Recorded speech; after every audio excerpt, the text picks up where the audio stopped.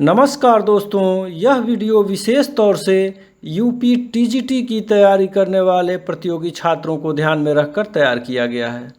इसलिए आप लोग इस वीडियो को थोड़ा ध्यान से देखिए, क्योंकि इसमें आप लोगों की हर एक समस्या का समाधान करने का प्रयास किया हूं।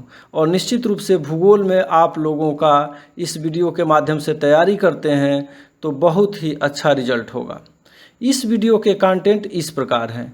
इसमें आप यूपी टीजीटी 2001 से 2021 तक के आयोजित कुल 11 परीक्षाओं में भूगोल के किस भाग से कितने प्रश्न पूछे गए हैं, इसका विश्लेषण प्रस्तुत किया गया है, जिससे कि आप इनको विशेष महत्व दे सकें। इसी विश्लेषण के आधार पर टीजीटी के लिए महत्वपूर्ण टॉपिक कौन कौन से हैं, अर्थात परीक्षा में 100% सफलता के लिए एक समराइज सिलेबस दिया गया है, जिसे आप लोग सबसे पहले तैयार कर लीजिएगा। इसके बाद ही आयोग द्वारा दिए गए सिलेबस को देखिएगा। अंत में टीजीटी के लिए सर्वाधिक उपयोगी पुस्तकें कौन कौन सी हैं, इसके बारे में बताया हूँ, जिसमें से लगभग 100% प्रश्न मिल जाते हैं। तो आइए सबसे पहले यूपी टीजीटी 2001 से 2021 तक के कुल 11 परीक्षाओं में पूछे गए प्रश्नों का विषयवार विवरण देखते हैं। इसमें इधर भूगोल के विभिन्न भागों को इम्पॉर्टेंस के हिसाब से ऊपर से नीचे की तरफ दिया गया है। इसमें विगत 11 परीक्षाओं में किस भाग से कितने प्रश्न पूछे गए हैं, इसका विवरण दिया गया है। इस कॉलम में अब तक कुल कितने प्रश्न पूछे गए हैं, इसे दिया गया है। इसे ही यहाँ प्रतिशत में दिया गया है। अंतिम कॉलम में यह बताने का प्रयास किया हूँ कि औसतन किस भाग से कितने प्रश्न पूछे गए हैं। इसे ध्यान से आप लोग देखिएगा। नीचे के रो में विभिन्न परीक्षाओं में भूगोल से कुल कितने प्रश्न पूछे गए हैं, इसे दर्शाया गया है। इसमें आप देख रहे हैं 2001 एवं 2003 में भूगोल से कुल 43 प्रश्न पूछे जाते थे। इसके बाद इससे कुल 63 प्रश्न पूछे जाते हैं। इसका आप लोग स्क्रीनशॉट लेकर आराम से समझिए। अगर मैं एक एक को बताने लगूंगा तो काफ़ी लंबा वीडियो हो जाएगा। इस टेबल से स्पष्ट है कि भारत का भूगोल से सर्वाधिक प्रश्न पूछे जाते हैं। तो अब प्रश्न उठता है कि भारत का भूगोल के किस भाग से कितने प्रश्न पूछे जाते हैं। तो इसे इस टेबल के माध्यम से दिया गया है। पिछले टेबल के ही पैटर्न पर इसमें भी इम्पॉर्टेंस के हिसाब से सर्वाधिक महत्वपूर्ण भाग या अध्याय को ऊपर दिया गया है, बाकी को क्रमशः नीचे स्थान दिया गया है। इसका भी स्क्रीनशॉट लेकर आराम से समझते रहिए। आगे देखिए, यहाँ पर पिछले दोनों टेबल को समराइज करके एक साथ दिया गया है, ताकि आप लोग इसे बेहतर तरीके से समझ सकें। इसको बनाने में काफ़ी लंबा समय मुझे देना पड़ा है, और निश्चित रूप से इस जो मैं तरीका अपनाया हूँ तैयारी के लिए, इससे आप लोगों को निश्चित लाभ होगा। इसमें आप देख रहे हैं भारत का भूगोल, स्थल मंडल, वायुमंडल, जलमंडल, भौगोलिक चिंतन तथा सौर मंडल से सर्वाधिक प्रश्न पूछे जाते हैं। इस भाग से औसतन 2 प्रश्न पूछे गए हैं, जबकि इससे औसतन 1 प्रश्न पूछे गए हैं। प्रजाति एवं अधिवास से यहाँ प्रश्नों की संख्या 0 अवश्य दिख रहा है दोस्तों, लेकिन विगत कुछ परीक्षाओं में इससे प्रश्न पूछे गए हैं, इसलिए इसे भी महत्वपूर्ण आप लोग समझिए। अन्य में किस प्रकार के प्रश्न सम्मिलित हैं, इसे मैं आगे बताऊंगा। इसी तरह आप भारत के भूगोल को भी इस टेबल से एनालिसिस कर सकते हैं। इसका भी आप लोग स्क्रीनशॉट लेकर आराम से समझते रहिए। अब हम लोग यूपी टीजीटी 2001 से 2021 तक के 11 प्रश्न पत्रों के विश्लेषण पर तैयार किए गए सिलेबस को देखते हैं। यही सिलेबस आपको सबसे पहले देखना है। इसमें सबसे पहले भारत का भूगोल देखते हैं, क्योंकि इससे सर्वाधिक प्रश्न आते हैं। पहला है स्थिति एवं विस्तार। इसमें अक्षांशीय देशांतरी विस्तार भारत का पूछता है। उत्तर दक्षिण पूर्व पश्चिम जो भारत की लंबाई है उसको तैयार कर लीजिए आप लोग। स्थलीय जलीय कुल सीमा की लंबाई, यानी स्थलीय सीमा की लंबाई कितनी है, जलीय सीमा की लंबाई कितनी है भारत की, और कुल सीमा की दोनों को जोड़ करके कितनी लंबाई है, ये आपको देखना है। कर्क रेखा, मानक समय IST, इन दोनों को तैयार करना है। यानी कर्क रेखा पर पड़ने वाले कौन कौन से राज्य हैं, इसका मान कितना होता है, कौन राज्य पढ़ते हैं नहीं पढ़ते हैं, मानक जो समय IST जो है वह उसका मान कितना है, वह कहाँ से होकर गुजरती है, किन राज्यों से होकर के गुजरती है, ये सब तैयार करना है। पड़ोसी देश, इसमें सीमा का नाम जैसे हो गया रेड क्लिफ रेखा किस देश के साथ भारत का है, तो इसी तरह का प्रश्न आपको तैयार करना है। लंबाई, सबसे अधिक लंबाई किस देश के साथ है, उसमें 2-3 जो दिया गया है उसको आप लोग तैयार कर लेंगे। वह सीमावर्ती राज्य, यानी कि चीन से किस राज्य की सीमा लगी है नहीं लगी है, इस तरह का प्रश्न पूछता है, तो ये तैयार करना है आपको। तटीय राज्य, तटीय राज्यों की संख्या कितनी है, कौन सा तटीय राज्य सबसे अधिक तटीय लंबाई वाला है, इस तरह का भी प्रश्न तैयार करना है। राज्य केंद्र शासित प्रदेश, इसमें राज्य या केंद्र शासित प्रदेश कौन बड़ा है क्षेत्रफल के हिसाब से, जनसंख्या के हिसाब से, छोटा कौन सा है क्षेत्रफल के हिसाब से, जनसंख्या के हिसाब से, ये आपको तैयार करना है। राजधानी, ये भी पूछा हुआ है, राज्यों और केंद्र शासित प्रदेशों की राजधानी आप तैयार कर लेंगे। प्रमुख भारतीय द्वीपों की स्थिति, कुल मिलाकर के स्थिति एवं विस्तार को तैयार करने के लिए मैं पहले ही एक वीडियो अपलोड कर चुका हूं। यदि उस वीडियो को आप देख लेते हैं तो इस पोर्शन से आपका कोई भी प्रश्न छूटने वाला नहीं है। दूसरा है भौतिक स्वरूप, हिमालय पर्वत के बारे में जानना है, उत्पत्ति, महान हिमालय, मध्य हिमालय, किस भूगर्भिक काल में इसकी उत्पत्ति हुई, ये सब जानना है। विशेषता जानना है हिमालय पर्वत का। प्रादेशिक विभाजन भी आप लोग देख लेंगे, कुमायूं हिमालय, कश्मीर हिमालय, ये सब दिया हुआ है, नेपाल हिमालय, उसको आपको इसमें देखना है। घाटियों की अवस्थिति, दून घाटी, कश्मीर घाटी जैसे ये किन पर्वत श्रेणियों के बीच में स्थित है, इस तरह का प्रश्न पूछता है, तो ये आपको तैयार करना है।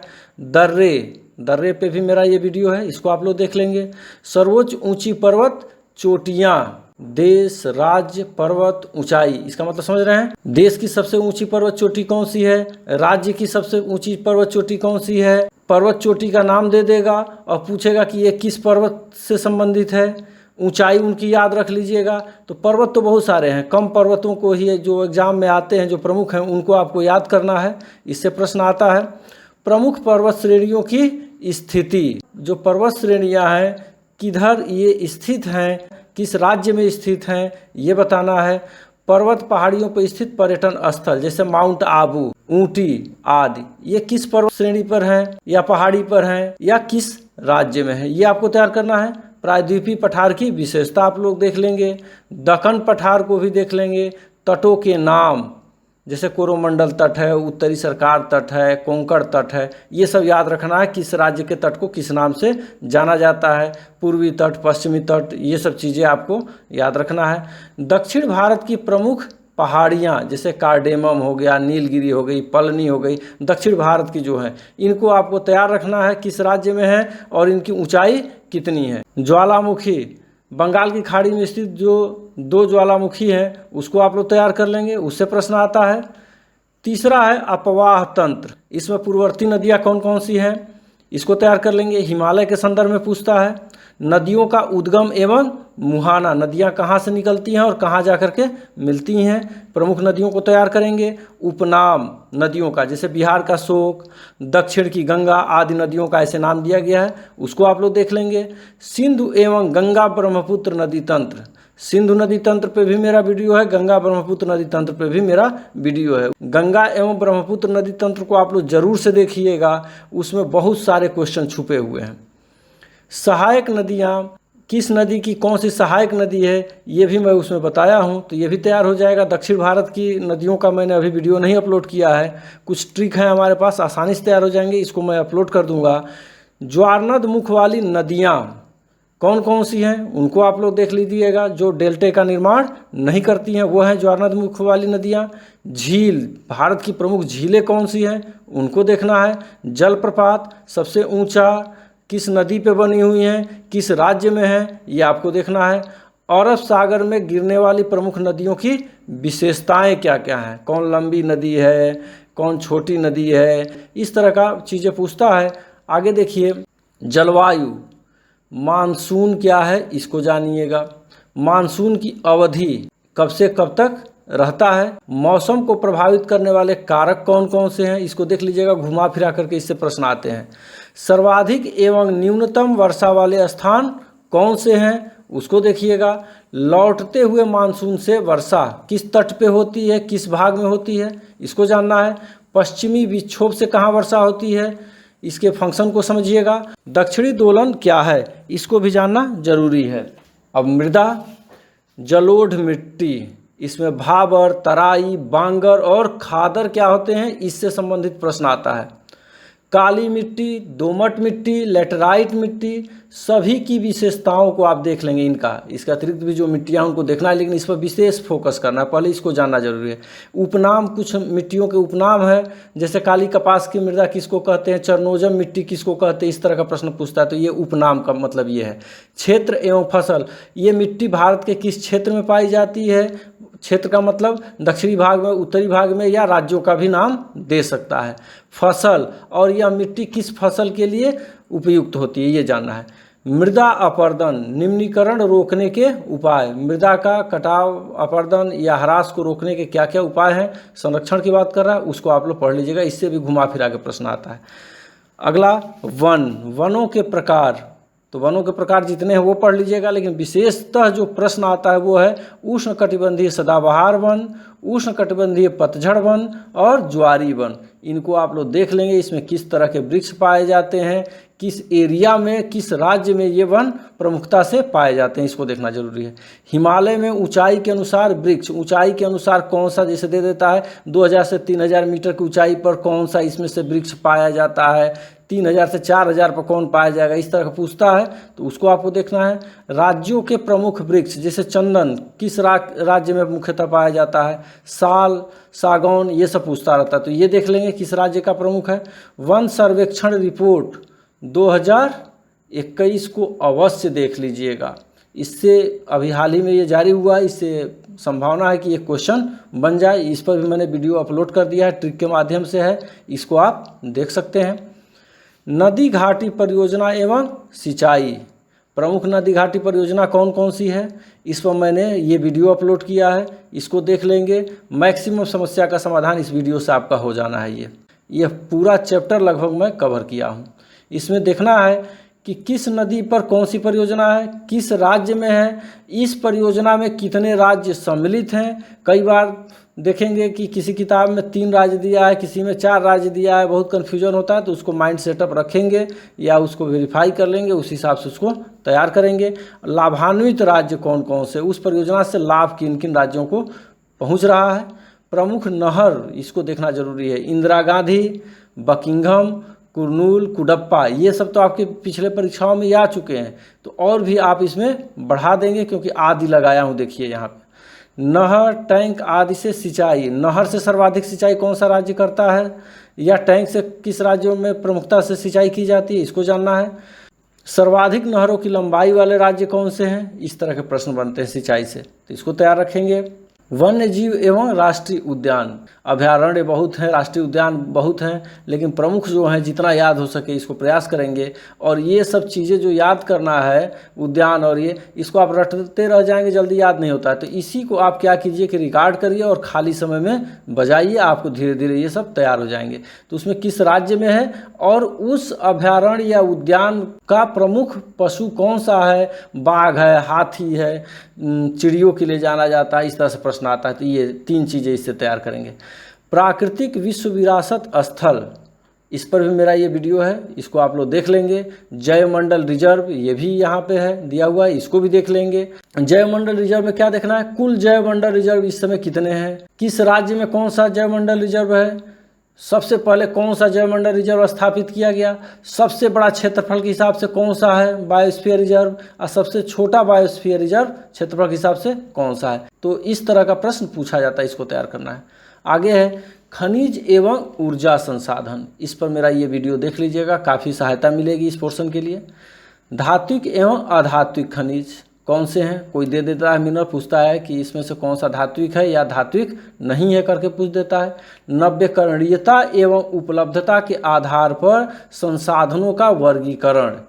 एक चीज़ मैं और कहना चाहूँगा, एनसीईआरटी कक्षा 10 में ये दिया हुआ है, उसको देखिएगा।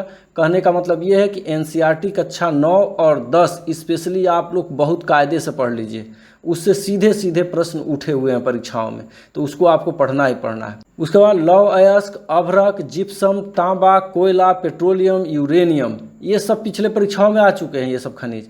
इसका क्या पूछता है? अयस्क, जैसे लौह अयस्क का सर्वोत्तम किस्म का अयस्क कौन सा है, तो वो आपको देना है। कोयले का सर्वोत्तम किस्म कौन सा है? एंथ्रासाइट हो गया, ठीक है। तो इस तरह से पूछता है, वो सब याद रखना है आपको। प्रसिद्ध खान कौन कौन सी है वो देख लेंगे, मैंने अपने वीडियो में डाला हुआ है। किस जिले में, भी कभी कभी जिला भी पूछ देता है, किस जिले में इसका उत्पादन होता है। लौह अयस्क एवं कोयले का प्रकार जरूर से देख लीजिएगा। प्रथम तेलकूप एवं जल विद्युत परियोजना, प्रथम तेलकूप कहाँ खोदा गया, प्रथम जल विद्युत परियोजना कौन सी है, इसको देखिएगा।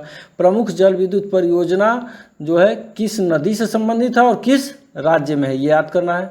प्रमुख तापीय ऊर्जा स्टेशन, ज्वारीय ऊर्जा स्टेशन, भूतापीय ऊर्जा, परमाणु ऊर्जा, तेल शोधनशालाएं, खनिजों के भंडारक या उत्पादक शीर्ष राज्य, संसाधन संरक्षण, ये आपको इस पोर्शन से देखना है। अगला है जनगणना, इसको मैं एकदम अलग कर दिया हूँ क्योंकि इससे क्वेश्चन कभी कभी 3-3 क्वेश्चन आया हुआ है, तो ये बहुत इंपॉर्टेंट है। इससे कम से कम एक प्रश्न तो रहता ही रहता है और बहुत सामान्य तरह का प्रश्न आता है। भारत की जनसंख्या वृद्धि दर 1901 से 2011 तक का उसको टेबल देख लेंगे। इसमें स्पेशली पूछता है सबसे अधिक जनसंख्या वृद्धि दर किस वर्ष रही, या किस वर्ष के बाद जनसंख्या वृद्धि दर धीरे धीरे घटने लगी, किस साल जो है जनसंख्या वृद्धि दर ऋणात्मक रही भारत की, ये प्रश्न पूछता है यहाँ से। जनसंख्या या जनसंख्या वृद्धि दर, यानी जनसंख्या का मतलब संख्या नंबर्स में कितनी जनसंख्या है भारत की जनसंख्या वृद्धि दर कितना है, जनसंख्या घनत्व कितना है, साक्षरता दर देखना है आपको, तो मेल फीमेल और टोटल, और लिंगानुपात। इसमें क्या क्या देखना है? कुल, भारत का कुल कितना है, उच्चतम कहाँ पे है और न्यूनतम किस राज्य में है, ये आपको याद करना है। इस पर भी मैं वीडियो जल्द ही उपलब्ध करा दूंगा, काफ़ी वीडियो ये बन चुका है। शीर्ष जनसंख्या वाले 4 शहर भारत के कौन से हैं जिसमें सर्वाधिक जनसंख्या है, इसको 10,00,000 नगरों के बारे में पढ़ लीजिएगा, कितने हैं इस समय, कौन कौन से हैं, कभी दे देता है। स्पेशली उत्तर प्रदेश में 10,00,000 नगर कौन कौन से हैं। उद्योग, औद्योगिक नगरों की उपमा पिट्सबर्ग आदि ऐसे दे देता है कि भारत का पिट्सबर्ग किसको कहते हैं, इस तरह का। इस पर भी मेरा वीडियो पड़ा हुआ, उसको देख लेंगे आप लोग। शिपयार्ड, स्थिति और बड़ा, सबसे बड़ा शिपयार्ड कौन सा है, कहाँ किस तट पे स्थित है, किस राज्य में स्थित है, ये आपको याद करना है। लौह इस्पात केंद्र किस राज्य में है और किस देश के सहयोग से ये स्थापित किए गए हैं, इस तरह के प्रश्न आते हैं। कागज उद्योग के प्रमुख केंद्र कौन कौन से हैं, प्रमुख केंद्रों को देख लीजिएगा। चीनी उद्योग, सूती और ऊनी वस्त्र उद्योग के बारे में आपको पढ़ना है कि ऊन किससे प्राप्ति होती है। ये परिवहन, इसमें बंदरगाह देखना है। तट का मतलब पूर्वी या पश्चिमी, किस राज्य में है, प्राकृतिक है या कृत्रिम है। लौह अयस्क का निर्यातक इसमें से कौन कौन, उनकी विशेषताओं को आपको स्पेशली देखना है। रेलवे परिवहन में ब्रॉड गेज का प्रतिशत, रेलवे जोन को आपको याद कर लेना है। NH2 और NH7 और ग्राड ट्रंक रोड पे कौन कौन से शहर स्थित हैं, सिटी से होकर गुजरते हैं, ये सब चीज़ें आपको याद करना है। सबसे लंबा कौन सा है, NH, ये सब चीज़ें। सड़कों का घनत्व किस राज्य में सर्वाधिक है, इस तरह का प्रश्न पूछा गया है। राष्ट्रीय जलमार्ग जितने हैं उनको देख लेंगे आप लोग। जनजाति, प्रमुख जनजातियां पूछता है इसमें से। इसमें क्या पूछेगा, निवास क्षेत्र, यानी किस क्षेत्र में ये हैं, जैसे राज्य, किस राज्य में ये जनजाति पाई जाती है, किस पर्वत पे पाई जाती है, किस पठार से संबंधित है, तराई में कौन सी पाई जाती है, पूर्वोत्तर भारत में कौन सी पाई जाती है, इस तरह का आपको तैयार करना है। जनसंख्या निर्भरता अनुपात क्या है, जनसंख्या वृद्धि का कारण आपको जानना है। राष्ट्रीय जनसंख्या नीति 2000 को आप लोग थोड़ा सा ध्यान से पढ़ लीजिए। आर्थिक क्रियाएं, इसमें प्राथमिक क्रिया से ही अभी तक प्रश्न पूछा है। 4 ऑप्शन दे देता है, उसमें पूछता है इसमें से कौन सा प्राथमिक क्रिया है या नहीं है। लेकिन red collar worker, blue collar worker, ये सब भी है, उसको भी आप लोग तैयार करेंगे, प्राथमिक द्वितीयक तृतीयक आर्थिक क्रियाओं को। आर्थिक विकास की अवस्थाएं, मतलब आदिम कृषि अवस्था से लेकर के आज आधुनिक जो है अवस्था तक, जो औद्योगिक युग तक पहुंच चुका है, किन किन अवस्थाओं का है वो क्रम आपसे पूछ सकता है, आया भी है ये। भारत का भूगोल में महत्वपूर्ण टॉपिक के अंतर्गत अब कृषि, फसलों के शीर्ष 4 उत्पादक राज्य, किन किन फसलों का आपको याद करना है, अभी तक ये पूछा गया है जिसको मैं दिखा रहा हूँ। मूंगफली, रबड़, चाय, काफ़ी, गन्ना, कपास, तंबाकू, दूध, गेहूं और धान, इतने से प्रश्न अब तक आ चुके हैं, तो इस तरह से इसको तैयार रखना है। उपमा, मसालों का बगीचा जैसे, चावल या चीनी का कटोरा किसे कहा जाता है? रबी खरीफ जायद की फसल, इसमें क्या देखना है, किस अवधि में ये बोए जाते हैं? फसलों के नाम आपको याद करने, कौन रबी के अंतर्गत आता है, कौन खरीफ के अंतर्गत, कौन जायद के अंतर्गत। फसलों की भौगोलिक परिस्थिति, इसमें मिट्टी आपको देखना है, तापमान देखना है, वर्षा देखना है। जैसे चाय है, कहवा है, इसमें किस्म भी पूछता है, कहवा का कौन सा किस्म भारत में सर्वाधिक क्षेत्रफल पर बोया जाता है? कपास, धान, गेहूं, इसका आपको भौगोलिक परिस्थिति तैयार रखना है। नगदी फसल, स्थानांतरणशील कृषि एवं इसके विभिन्न नाम, जैसे झूम कृषि कहाँ कहते हैं, कुमारी कहाँ कहते हैं, अलग अलग नाम है, ये सब आता रहता है, तो ये आपको याद करना है। बागाती कृषि कहाँ पे भारत के किस हिस्से में होती है, इसमें कौन कौन सी फसलें आती हैं। क्रांति, हरित क्रांति, पीत क्रांति, इससे एक इस तरह की क्रांतियाँ हैं, फसल से हट के भी हैं, यहीं पे मैं दे दिया हूँ। ये क्रांतियाँ इस तरह की आती हैं और इससे प्रश्न आता है, इसको जरूर से देखिएगा।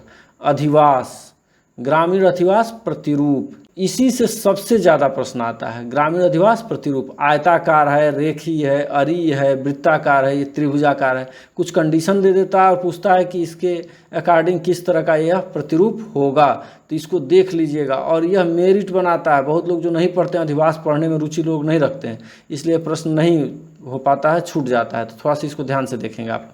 ग्रामीण बस्तियों के प्रकार, जैसे संयुक्त बस्ती है, एकाकी बस्ती है, इसको भी देख लेंगे एग्जाम्पल के साथ, किस क्षेत्र में ये पाई जाती है। कार्य की प्रधानता के आधार पर नगरों का वर्गीकरण, जैसे व्यापारिक नगर है या औद्योगिक नगर है या यह खनन है या परिवहन नगर है, इसका आप लोग देख लेंगे। नगर के लिए मापदंड, जनगणना के अनुसार नगरों का वर्ग, नगरीय आकारिकी के सिद्धांत जो दिए गए हैं उसको आप लोग देख लेंगे। क्रॉनिकल के वैकल्पिक भूगोल जो मैं बताया हूँ संजय सिंह वाला, उससे इन दोनों पोर्शन को आप तैयार कर सकते हैं। आगे है अन्य में क्या है, भारत में प्रमुख ऐतिहासिक स्थल पूछा हुआ, अजंता, एलोरा, एलिफेंटा किस राज्य में है। नदियों के किनारे स्थित प्रमुख शहर, पणजी, जबलपुर, ये याद कर लीजिएगा, बहुत खजूहट टाइप का ये प्रश्न है, लेकिन इसको याद करना पड़ेगा। भारतीय सीमा पर विवादित स्थल, सरक्रीक, डोकलाम, पेंगांग झील आदि, ये जो विवादित स्थल है इसके बारे में पूछ सकता है, किन दो देशों के बीच इसको लेकर के विवाद है, किस राज्य में है। प्रमुख वैज्ञानिक अनुसंधान केंद्र, जैसे अंटार्कटिका में दक्षिण गंगोत्री, ये प्रश्न आ चुका है। मैत्री, दुग्ध और चावल आदि जो अनुसंधान केंद्र हैं इनके, उनको आप देख लेंगे। राज्यों की प्रमुख भाषा, किस राज्य में कौन सी भाषा बोली जाती है प्रमुखता से, उसको देखना है। प्रमुख भूकंप, ज्वालामुखी, चक्रवात की तिथि एवं प्रभावित स्थल, कब किस साल वो आए और कौन सा भाग उससे प्रभावित रहा, ये देखना है। अब भौतिक भूगोल को देखते हैं। भौतिक भूगोल में स्थल मंडल, पृथ्वी का भूगर्भिक इतिहास आपको जानना है। यह मेरा वीडियो है, उससे आप देख लेंगे तो यह पूरा का पूरा टॉपिक आपका तैयार हो जाएगा, बहुत अच्छा है। पर्वत निर्माणकारी हलचल, अल्पाइन आदि जितने हैं ये भी इसी में मैं दिया हूँ इस वीडियो में। पृथ्वी की आंतरिक संरचना, वेगनर का महाद्वीपीय विस्थापन सिद्धांत, इसकी पुष्टि के क्या प्रमाण हैं, साक्ष्य हैं, इससे प्रश्न आता है। कक्षा 11 के NCERT में दिया हुआ है, उसमें आप लोग इसको देख लेंगे, सीधे सीधे वहाँ से प्रश्न उठाता है। प्लेट टेक्टोनिक थियरी, बड़ी प्लेटें कितनी हैं, छोटी प्लेटें कौन सी हैं, उसका उसमें नाम जानना है। अंतर्जात बल को आप देखेंगे, इसमें भ्रंश यानी फॉल्ट को, चट्टान को पूरा का पूरा देख लेंगे, उसमें स्पेशली आग्नेय चट्टाने में सील, डाइक, फैकोलिथ टाइप में इस तरह का प्रश्न बनता है, इसको आप देखेंगे। ये आपको मिल जाएगा ओझा जी की किताब से और संजय सिंह में मिलेगा, लेकिन ओझा जी से पहले पढ़िए, जो नहीं मिलता है तब संजय सिंह वाला जो क्रॉनिकल भूगोल है उसमें जाइए। अवसादी चट्टाने, उसको देख लीजिए, कौन सी अवसादी चट्टानों के एग्जाम्पल हैं उसको याद करना है। रूपांतरित चट्टानें, इनका लिस्ट आप तैयार कर लीजिएगा कि आग्नेय से रूपांतरित होकर क्या बनती है या अवसादी से रूपांतरित होकर किस चट्टान से कौन सा चट्टान बनती है। ज्वालामुखी, इसमें जागृत, सुषुप्त, मृत और सबसे ऊंचा, जागृत ज्वालामुखी कौन सा है, सबसे ऊंचा मृत ज्वालामुखी कौन सा है, इस तरह का भी प्रश्न आता है। तो इस तरह से आप तैयार करेंगे, ये भी ओझा जी में जो लिस्ट दिया है उतना तैयार करेंगे, सफिशिएंट है। भूकंप, सुनामी, पर्वत, ये आपको तैयार करना है। पर्वत कैसा, वलित पर्वत, भ्रंशोत्थ पर्वत, ज्वालामुखी पर्वत और अवशिष्ट पर्वतों के जो उदाहरण है उसको तैयार करेंगे। पठार के प्रकार, इसको भी उदाहरण के साथ आप याद करेंगे कि इस पठार का उदाहरण कौन सा है, एवं प्रमुख पठारों की अवस्थिति और ये किस देश में स्थित हैं। प्रमुख मरुस्थल, किस महाद्वीप में ये मरुस्थल है या किस देश में ये मरुस्थल है, इसको तैयार करना है। अपक्षय एवं अपर्दन, भूमिगत जल, पवन, हिमानी, नदी द्वारा निर्मित स्थलाकृतियों को देख लीजिएगा, इससे प्रश्न आए हुए हैं। अपर्दनात्मक और निक्षेपात्मक, इसका कैटेगरी बना करके याद कर लीजिएगा। हिमनद के प्रकार, इससे प्रश्न आया हुआ है कि कंडीशन दे दिया है, पूछा है महाद्वीपीय है, घाटी है या गिरिपद जो है कि यह किस प्रकार का हिमनद है। तो ये प्रकार को आप लोग नेट वगैरह से सर्च कर लीजिएगा, मिल जाएगा। प्रमुख नदियों द्वारा निर्मित डेल्टा का प्रकार, कौन सी नदी किस प्रकार के डेल्टा का निर्माण करती है, इसको आपको याद करना है। नवोन्मेष या पुनर्युवन, इससे प्रश्न आता है। निक पॉइंट वगैरह किससे बनता है, घाटी के अंदर घाटी, ये सब इसमें आता है, तो इसको देखना होगा। प्लेसर निक्षेप क्या है, इसको देख लीजिएगा। जलमंडल, पृथ्वी पर जल का वितरण महासागर, हिम के रूप में या भूमिगत जल के रूप में कितना प्रतिशत है, ये पूछता है। बहुत ही फैक्ट पूछता है टीजीटी में, बहुत अंदर जाकर के आपको याद करने की जरूरत नहीं है। महासागरीय नीतल के उच्चावच, इनको पढ़ लेंगे। महासागरीय जल का तापमान, इसको डिटेल में पढ़ेंगे, इसमें घुमा फिरा करके प्रश्न आता है। लवणता, इसमें झीलों को देख लेंगे कि सर्वाधिक लवणता वाली झीलें कौन सी हैं, सागर कौन सा है, महासागर कौन सा है। प्रवाह धारा विशाल धारा में क्या अंतर है। महासागरीय धाराएं, इसमें अभी तक देखिए क्या क्या पूछा है। ब्राजीलियन धारा, मोजाम्बिक धारा, Labrador, Canary, Falkland, Agulhas, Kuroshio, Benguela, El Nino, La Nina, Gulf Stream, Humboldt आदि। हमबोल्ट तक इतना अभी तक परीक्षाओं में पूछ चुका है, तो इनको आप लोग देख लेंगे, आगे भी देखेंगे। इससे एक प्रश्न बनता है, धारा नहीं छोड़ेंगे आप लोग। जल संधियाँ, इसको भी देखेंगे, अभी तक क्या पूछा है।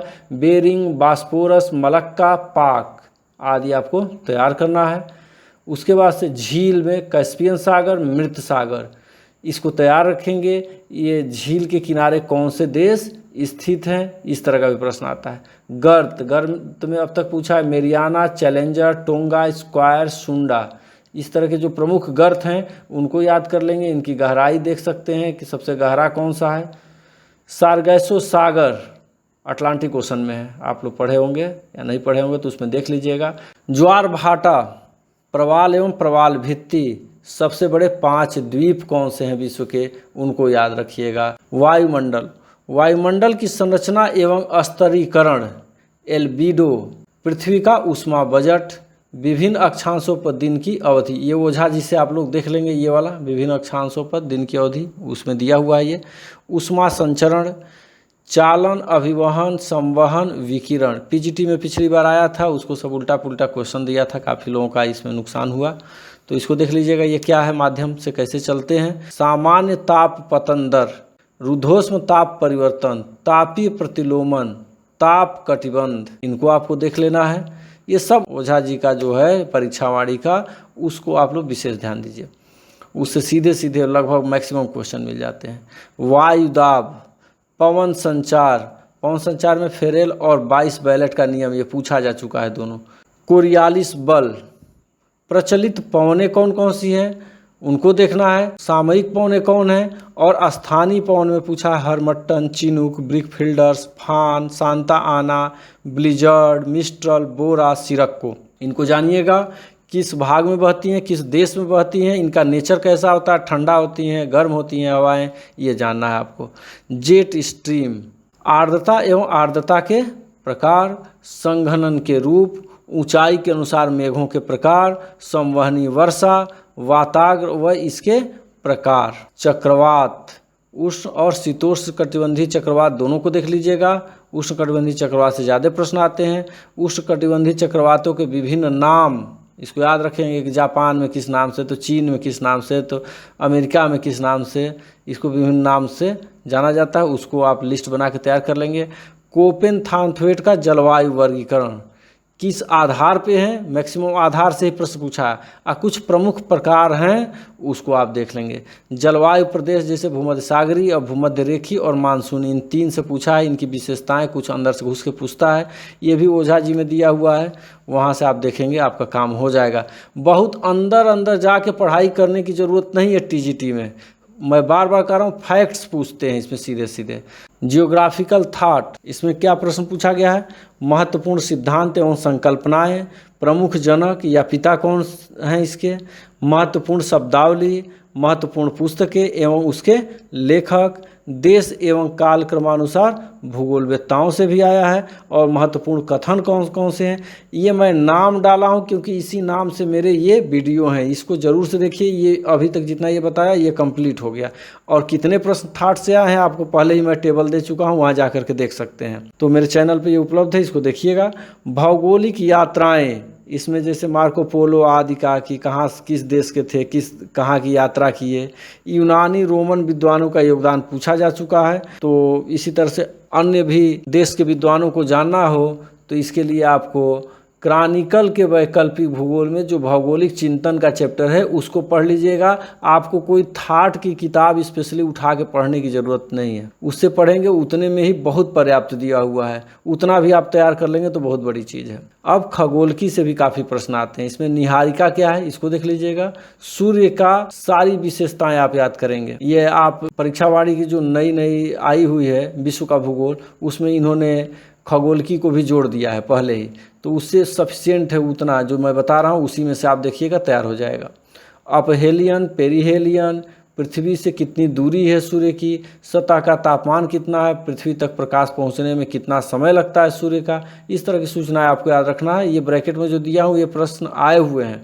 चंद्रमा में पेरेजी क्या है, अपोजी क्या है, पृथ्वी से दूरी कितनी है चंद्रमा की, चंद्रवर्ष क्या होता है, चंद्र दिवस क्या होता है, चंद्रमा की कलाएं क्या है, इसको जानना है। सूर्य और चंद्र ग्रहण, इन दोनों ग्रहणों को आप देख लीजिएगा। पृथ्वी तक प्रकाश पहुंचने में लगा समय, चंद्रमा से कितना समय लगता है सूर्य में प्रकाश को आने। सौर मंडल की संरचना, इसको देख लीजिएगा। ग्रहों के विविध तथ्य, द्रव्यमान, अक्ष पर झुकाव, सतह का तापमान, घनत्व, उपग्रह, दूरी, परिक्रमण, घूर्णन अवधि, व्यास, ये सब चीज़ें दिया हुआ है। ये ग्रहों के विविध तथ्य के अंतर्गत, इसको आप लोग ओझा जी से देख लीजिएगा, इससे प्रश्न आते हैं। उपमाएं कुछ दिया गया है, जैसे भोर का तारा, लाल ग्रह, पृथ्वी की बहन आदि, तो इसको भी उसमें दिया गया, उसको देख लेंगे। धूमकेतु क्या है, ये भी प्रश्न आया हुआ है। खनिज एवं ऊर्जा संसाधन, इस पर मेरा वीडियो जो है उसको देखिएगा, सफिशिएंट है। शीर्ष उत्पादक, भंडारक और निर्यातक देश, इसमें पेट्रोलियम और लौह अयस्क को उत्पादक और भंडारक और निर्यातक भी पूछा हुआ है, इन तीनों को, इसलिए मैं दूसरे कलर से इन दोनों को कर दिया हूँ, पेट्रोलियम और लौह अयस्क को। कोयला, मैग्नीज, बॉक्साइट, तांबा, टीन, सोना, चांदी, टंगस्टन, ये सब परीक्षाओं में आ चुके हैं कि इसके उत्पादक देश कौन से हैं प्रमुख। उत्पादक क्षेत्र भी पूछता है, लौह अयस्क, मैग्नीज का, बॉक्साइट, तांबा, टीन, सोना, चांदी, कोयला, पेट्रोलियम, प्राकृतिक गैस, यूरेनियम। मेरा यह वीडियो देख लेंगे तो लगभग यह चैप्टर आपका कंप्लीट हो जाएगा। उद्योग, शीर्ष उत्पादक देश कौन से हैं, किसका, लुगदी का, कालीन का, ऊन का, ये पूछा गया है। ऊन का प्रकार भी जान लीजिएगा और किस जानवर से वो किस प्रकार का ऊन प्राप्त होता है, इसको देख लीजिएगा। औद्योगिक नगरों की उपमा, इसमें जैसे पिट्सबर्ग, मैनचेस्टर, जैसे जापान का मैनचेस्टर किसको कहते हैं, चीन का पिट्सबर्ग किसको कहा जाता है, इस तरह का प्रश्न आता है तो उसको देखेंगे। जापान, इंग्लैंड और संयुक्त राज्य अमेरिका के प्रमुख औद्योगिक प्रदेश कौन से हैं, उसको समय निकाल करके देखिएगा। ये रुचिकर नहीं है लेकिन इससे प्रश्न आता है, काफ़ी लोगों का छूट जाता है। परिवहन, शीर्ष सड़क लंबाई वाले देश, सबसे बड़े, व्यस्ततम या प्रमुख बंदरगाह विश्व के कौन से हैं, उनको देखना है। विश्व की प्रमुख नहरें कौन सी हैं, जैसे स्वेज, पनामा और कील, इन तीन नहरों को, स्वेज और पनामा को तो देख ही लीजिएगा, टीजीटी का फेवरेट है। कहाँ से कहाँ जोड़ता है, इसमें कौन कौन से बंदरगाह पड़ते हैं, क्या पड़ते हैं, इस तरह का आता है, तो डिटेल इसमें स्वेज और पनामा को आप देखेंगे। ट्रांस साइबेरियन रेल मार्ग को देख लेंगे, इसकी लंबाई कितनी है, कहाँ से कहाँ तक चलती है, इस पर कौन कौन से स्टेशन पड़ते हैं। कृषि, हिटलसी का कृषि प्रदेश देख लेंगे, बहुत सबको नहीं पढ़ना है, कितने आधार पे बांटी हैं, कितने प्रदेश में बांटी हैं, ये देखना है। शीर्ष 4 उत्पादक और निर्यातक देश किसके, गेहूं, चावल, चाय, कहवा, कपास, रबर, जूट, मछली को भी मैं इसी में जोड़ दिया हूँ, अब कहाँ ले जाता है यहीं पे डाल दिया हूँ, तो इसको भी देख लेंगे। फसलों का मूल स्थान पूछता है, जैसे चावल, गन्ना, मक्का, कहवा, आम आदि का मूल स्थान क्या है, इससे भी संबंधित प्रश्न आता है। उपमा, विश्व की रोटी की टोकरी, चीनी का कटोरा, ये सब आपको देखना है। प्रमुख फसलें, इसमें गेहूं, चावल, मक्का, जूट, चाय, कहवा, गन्ना, रबर, इनको आप थोड़ा सा डिटेल में देख लेंगे। कृषि का पोर्शन आप जो है क्रॉनिकल का वैकल्पिक भूगोल जो संजय सिंह की है उससे आप लोग देखेंगे। जनसंख्या, महाद्वीपों में जनसंख्या का प्रतिशत, वृद्धि दर क्या है, महाद्वीप वाइज देख लेंगे। शीर्ष जनसंख्या वाले 10 देश कौन से हैं, शीर्ष जनसंख्या वाले 5 शहर कौन से हैं दुनिया के, सार्क देशों में नगरीय जनसंख्या का प्रतिशत सबसे ज़्यादा किस देश में है, जनसंख्या घनत्व के प्रकार को देख लीजिएगा, गणितीय घनत्व क्या होता है, कायिक घनत्व क्या होता है, ये सब चीज़ें पूछ देता है। जनांकिकी संक्रमण सिद्धांत, इसको जरूर से पढ़िएगा, इसे घुमा फिरा के प्रश्न आ जाता है। अनुकूलतम जनसंख्या और जनसंख्या विस्फोट की स्थिति क्या होती है, इसको समझिएगा। प्रजाति और जनजाति, इसको देखिए। एस्कीमो, मसाई, बुशमैन, खिरगिज, पिग्मी, सेमंग, बद्दू, सकाई, चकची, समोएड, इतने से प्रश्न अभी तक पूछे गए हैं। एक आध और अतिरिक्त हैं, उसको भी आप तैयार कर सकते हैं। इसमें किस तरह के प्रश्न बनते हैं, निवास स्थान, किस देश में है, किस क्षेत्र में ये निवास करते हैं। घर का नाम, जैसे एस्कीमो का इग्लू कहते हैं, क्राल कहते हैं मसाई के घर को, उसी तरह से घर को क्या कहते हैं इनके, वो आपको याद करना है। किस तरह का उपकरण या हथियार का ये इस्तेमाल करते हैं, जैसे हार्पून हो गया, स्लेज गाड़ी हो गया, इसकी बात कर रहा है। जीवन यापन के साधन क्या क्या हैं इनके, और किस प्रजाति से संबंधित ये जनजातियां हैं, इसको ध्यान देंगे, इससे भी प्रश्न आता है। प्रजाति क्या है, प्रजाति वर्गीकरण में त्वचा के आधार पे, बाल के आधार पर वर्गीकरण किसने किया है, इसको देख लेंगे। प्राचीन से नए क्रम में प्रजातियों को आपको बताना है कि सबसे प्राचीन प्रजाति कौन सी थी और आज नवीनतम प्रजाति कौन सी है, इस क्रम में आप इसको याद कर लीजिएगा। इसमें निग्रो, नेग्रिटो, ऑस्ट्रेलाइड, मंगोल, इसका मूल स्थान पूछा है कि कहाँ पे है, और इनके शारीरिक लक्षण क्या है, इसको देखना है। और होमोसेपियंस के बारे में देखेंगे। पारिस्थितिकी एवं पर्यावरण, इसी में मैंने वन को भी सम्मिलित कर दिया है, कुछ प्रश्न आते हैं। पारिस्थितिकी तंत्र क्या है, इसमें उत्पादक, उपभोक्ता और अपघटक को देखना है। इकोटोन क्या है, ये तो बहुत कॉमन है, कई बार प्रश्न आ चुका है, आप कर भी लेंगे, नहीं है तो इसको देखिएगा जरूर। पारिस्थितिक पिरामिड, किसका उल्टा बनता है, किसका सीधा बनता है, ये ओझा जी के ही किताब से आप पढ़ लेंगे, पारिस्थितिकी एवं पर्यावरण पे जो किताब है उनका, तो उसमें आपको मिल जाएगा। निवल ऊर्जा यानी सकल ऊर्जा की बात कर रहा है, ग्रास एनर्जी की। पर्यावरण निम्नीकरण, ग्रीन हाउस गैस, ओजोन क्षरण, अम्लीय वर्षा, मीनामाता घटना, बायोम, उष्ण शीतोष्ण कटिबंधीय घास के मैदान, जैव विविधता, भूमंडलीय एवं भारतीय जैव विविधता, दोनों को आपको इसमें देखना है। प्रमुख वनों से संबंधित वृक्ष, अल्फाफा घास क्या है, ये भी आप देखेंगे। प्रैक्टिकल में अब आ जाइए। कर्क, मकर रेखा देख लीजिएगा आप लोग। संक्रांति, विषुव क्या है, इक्विनॉक्स, देशांतर, अंतर्राष्ट्रीय तिथि रेखा को देख लीजिएगा, इससे कई बार प्रश्न आया है कि किस देशांतर का अनुसरण करती है ये, कितने बार ये टेढ़ी मेढ़ी हो गई है, तो ये देखिएगा। समय की गणना, क्वेश्चन दे देता है यहाँ पे इतना बज रहा है तो इतना कहाँ होगा, इस पर भी मेरा ये वीडियो है, इसको देख लीजिएगा। पाई डायग्राम में किसका प्रदर्शन किया जा सकता है, किसके लिए ज़्यादा उपयुक्त है, तो डायग्राम वगैरह को भी देख लेंगे। टोपोशीट को देखिएगा कि उसमें कितने प्रकार के टोपोशीट हैं, उसकी क्या खासियत है, उससे प्रश्न बनता है। विभिन्न प्रक्षेपों का उपयोग, मर्केटर का पूछा हुआ है, बहुत मतलब ऊपर से पूछा, ये नहीं कि आप चले गए और प्रक्षेप पढ़ने लगे। प्रक्षेप से ऐसे ऐसे प्रश्न बनते हैं कि आप लाख पढ़ लेंगे तब भी ऐसा पूछ देगा कि आप कर ही नहीं पाएंगे। इसलिए जो मोटा मोटी आपको क्वेश्चन आंसर कहीं से मिल जाते हों और स्पेशली आपको प्रैक्टिकल पढ़ना भी है, तो आप इसके लिए क्रॉनिकल का वैकल्पिक भूगोल संजय सिंह वाला जो है उससे इस चैप्टर को पढ़ लीजिए, काफ़ी काम आपका हो जाएगा। मापक यंत्र जैसे एनीमोमीटर, हेक्टोपास्कल, ये दोनों पूछा जा चुका है, तो ये याद कर लेंगे, लिस्ट दिया हुआ है। सममान वाले स्थानों को मिलाने वाली रेखा को क्या कहते हैं, जैसे आइसोबार, आइसोथर्म, तो इसका भी लिस्ट दिया रहता है, कई सारी परीक्षाओं में आप देखेंगे किसी भी किताब में एक साथ मिलता है, उसको आप लोग रिकॉर्ड करके सुनते रहिए, याद हो जाएगा। अन्य में सबसे लंबी नदी कौन सी, सबसे लंबी नदी विश्व की है या महाद्वीप की है। नदियों के किनारे स्थित प्रमुख शहर विश्व का पूछता है कि इस नदी किनारे कौन सा शहर स्थित है, तो ये भी जीके ओके मिल जाएगा आपको। विश्व के प्रमुख जलप्रपात कौन कौन से हैं, किस देश में स्थित हैं। प्रमुख झील, झील में आपको क्या देखना है, संबद्ध देश कौन कौन से झील से सटे हुए हैं, इस पर मैं एक वीडियो दे दूंगा संबद्ध वाले पर, आसानी से याद तैयार हो जाएगा आपको। यह शहर कौन सा है, इसमें स्पेशली आपको दे देता है उत्तरी अमेरिका का जो महान झील रीजन है उससे प्रश्न आ जाता है। कैस्पियन सागर से पूछ देता है, टंगानिका झील वगैरह है, इस तरह की झीलों से संबंधित प्रश्न आते हैं। प्रमुख खाड़ी गल्फ और प्रमुख खाड़ी गल्फ या बे के बारे में पूछ सकता है। देशों की राजधानी, इसको आप रिकॉर्डिंग करके रखे रहिए, कुछ प्रमुख छोटा मोटा इधर उधर से पूछता है तो इसको ध्यान से देखेंगे। देशों का पुराना नाम, जैसे जिम्बाब्वे को पहले किस नाम से जानते थे, ऐसे पूछता है। देशों के मध्य सीमा रेखा का नाम, दो देशों के बीच जो सीमा रेखाओं का नामकरण किया गया है उसको देख लेंगे। प्रमुख राष्ट्रीय एवं अंतर्राष्ट्रीय दिवस, इसमें ये नहीं कि दिया हुआ 76 से लेकर बैठ गए और याद करने लगे, कुछ नहीं।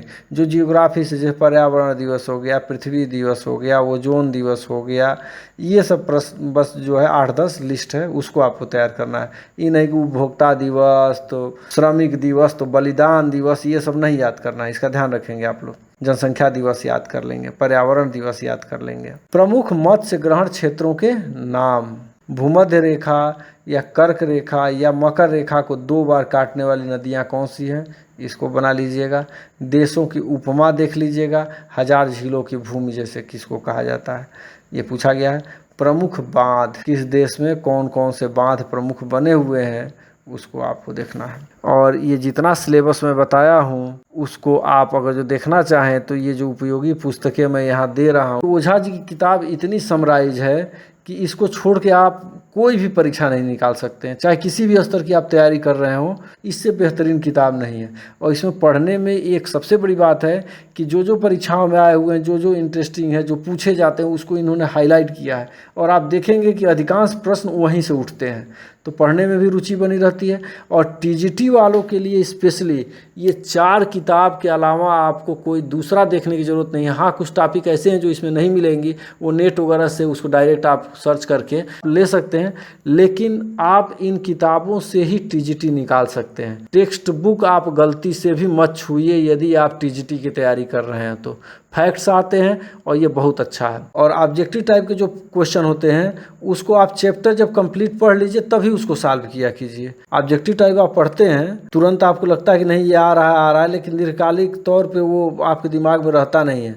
तो सबसे पहले आप ये ओझा जी का विश्व का भूगोल, भारत का भूगोल, पारिस्थितिकी एवं पर्यावरण, पारिस्थितिकी एवं पर्यावरण मोटी किताब है लेकिन पूरा नहीं पढ़ना है। कुछ ही चैप्टर जो मैं इसमें लिस्ट दिया हूँ उसी संबंधित आपको पढ़ना है, पूरा पढ़ने की ज़रूरत नहीं है। इसको पहले पढ़िए, फिर जब इसको पढ़ लेते हैं तब आपको लगता है कि और पढ़ना है, तब आ जाइए वैकल्पिक भूगोल वाला, ये संजय सिंह वाली जो है, और इसमें से ठाट आप पढ़ सकते हैं। वैकल्पिक भूगोल से प्रैक्टिकल पढ़ सकते हैं, स्थल मंडल, वायुमंडल, जल मंडल भी और क्षेत्रीय भूगोल भी इससे पढ़ सकते हैं। लेकिन वही है कि पहले ये पढ़िए, इससे इसमें एक्स्ट्रा दिया हुआ है। इस तरह से मैं जितना भी सिलेबस बताया हूँ दोस्तों उसको पहले इन किताबों से कर लीजिए, फिर उसके बाद जो आयोग का सिलेबस है उसको आप करते रहिए। उम्मीद है दोस्तों यह आपके लिए परीक्षा में बहुत ही उपयोगी सिद्ध होगा। यदि आप पीजीटी की तैयारी कर रहे हैं तो उसका भी मैं एनालिसिस रखा हूं। यदि आप लोगों को डिमांड होगा या इस वीडियो से देख के लगता है कि नहीं बेहतर हो सकता है तो मैं उसको भी आप लोगों के सामने रखने के लिए तैयार हूं। धन्यवाद दोस्तों।